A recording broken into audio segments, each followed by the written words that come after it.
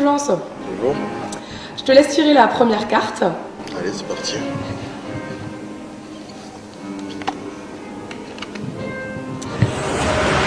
Donc le 3 de trèfle, tu es troisième ligne L.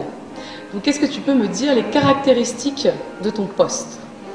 C'est une caractéristique un peu qui mélange les qualités d'un avant et d'un trois quarts. C'est ça qui me plaît à mon poste. C'est vrai qu'on doit avoir la force et la robustesse un peu d'un avant et la vitesse et la vision du jeu d'un trois quarts. Donc c'est ça, ça qui est bon. On peut être à la fois un peu des deux et c'est agréable.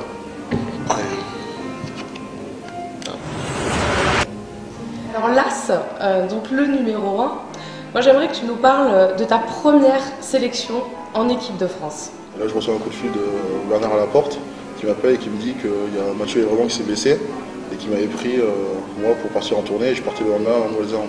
Donc au début, je ne l'ai pas cru, je me suis dit qui c'est qui me fait une blague. Je suis parti en tournée, il y avait Raphaël Ibanez, Castagnède, Magne, Chaval, donc j'étais un peu impressionné, j'étais un peu le petit comme ça et je passais une tournée malgré les défaites qu'on a subies là-bas et la grosse défaite au deuxième match. C'est vrai que j'ai passé une tournée où je me suis régalé, où j'ai beaucoup appris et j'ai découvert un peu ce que c'était l'équipe de France. Est-ce que tu es plein aux As? Non, non, pas encore. J'espère l'être bientôt. Non, je sais pas, j'ai pas encore gagné au loto, donc non. Et je suis pas footballeur, malheureusement.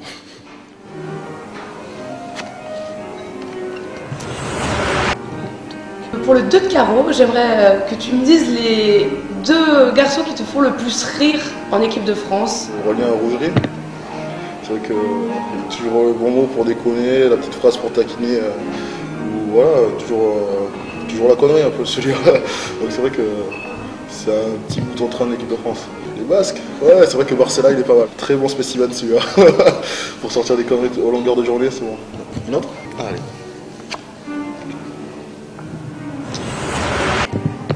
Quelle est ta dame de cœur, Fulgence? Madame de cœur. Madame de cœur, ce serait ma tutrice. C'est vrai que c'est elle qui m'a recueilli à l'âge de 3 ans quand je suis venu du Burkina Faso jusqu'en France. Voilà, c'est avec elle que j'ai grandi, que j'ai vécu en France, c'est avec elle que j'ai découvert le rugby.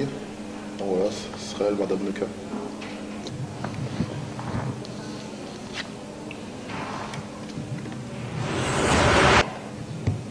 Le 10, c'est un numéro qui correspond à un de tes amis qui s'appelle François Trinduc. Donc je voudrais que tu m'en parles un petit peu. On joue ensemble depuis l'âge de 6 ans, donc pour nous c'est une aventure commune et on a franchi les étapes en même temps. C'est-à-dire que le premier match en première avec Montpellier, on l'a fait en même temps. Pratiquement la première sélection en équipe de France, moi je l'ai fait voilà, peut-être quelques mois avant lui, mais vraiment la première, je l'ai faite avec lui pour le tournoi l'an dernier.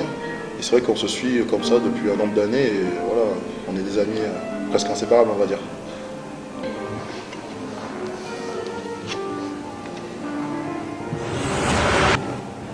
Le numéro 8, qui est ton autre ami Louis Picamol, qui va partir l'année prochaine au Stade Toulousain. Est-ce que toi, comme lui, tu as eu envie de partir? C'est vrai que j'ai réfléchi si je devais rester ou pas à Montpellier. J'avais des propositions d'autres clubs. Donc voilà, j'ai réfléchi pendant un long moment, je me suis posé les bonnes questions. Après, je me suis dit que Montpellier, c'était mon club, c'était celui qui m'avait offert ma première chance et celui avec lequel j'avais envie de continuer un peu encore un bout de chemin. Signer mon premier contrat pro, parce que ouais, je passe en fin pro, c'est vrai que ça me fait rigoler, mais je passe en fin pro et je le signe dans mon club formateur, c'est quelque chose qui me tenait vraiment à cœur. Donc voilà, mon choix il a été fait avec le cœur, peut-être plus qu'avec la raison, mais voilà, je ne regrette en aucun cas. 9. Julien Thomas, donc c'est avec Louis Picamol et François Trinduc, vous vous êtes retrouvés à un moment, tous les quatre, en équipe de France. Est-ce que tu peux nous raconter ce que vous avez vécu à ce moment-là, les quatre copains? C'était fantastique quand même de se retrouver tous les quatre en équipe de France. C'est vrai que c'était l'an dernier pour le match du tournoi contre l'Italie.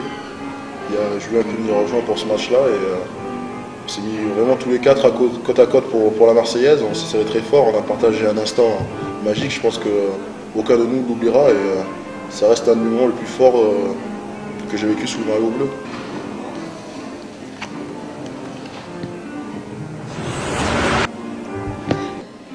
Tu as commencé à jouer au rugby, tu avais 6 ans. Alors pourquoi avoir choisi le rugby? Le hasard. Ouais, c'est vrai, c'est le hasard. Par un adoptif voulait que je me mette à un sport et que voilà, pour qu'ils aient leur mercredi de libre en quelque sorte. On leur a parlé d'une école de rugby qui était pas très loin de là. Ils m'ont mis un mercredi et c'est vrai que voilà, depuis je me suis fait des amis que j'ai gardés depuis et une passion qui me colle à la peau.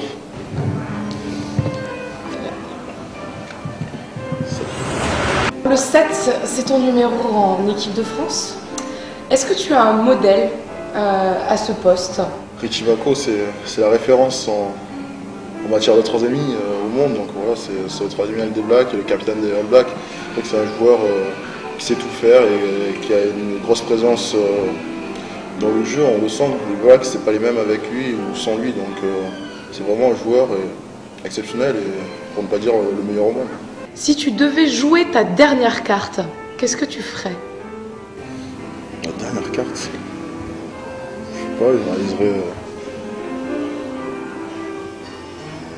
quelque chose qui me tient à cœur. C'est vrai que j'irai au Burkina Faso et je rencontrerai mes parents biologiques et ma famille biologique. C'est vrai que ça fait longtemps que j'ai pas vu mon frère, ma soeur et mes parents et je pense que j'irai passer du temps avec eux.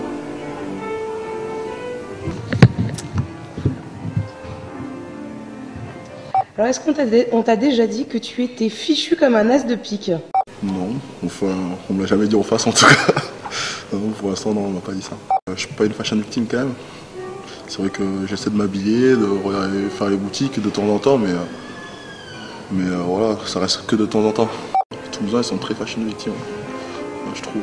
Ouais, un peu bling bling, surtout certains. Non, je citerai pas certains Max, mais bon. Comme je le connais bien, je peux balancer sur lui un peu. Et les Montpelliérains, ils sont quoi? Voilà, ils sont plus décontractés, un style sobre, on va dire, plus sobre. Donc les Toulousains sont bling bling. Ah, c'est Toulouse, hein, attention.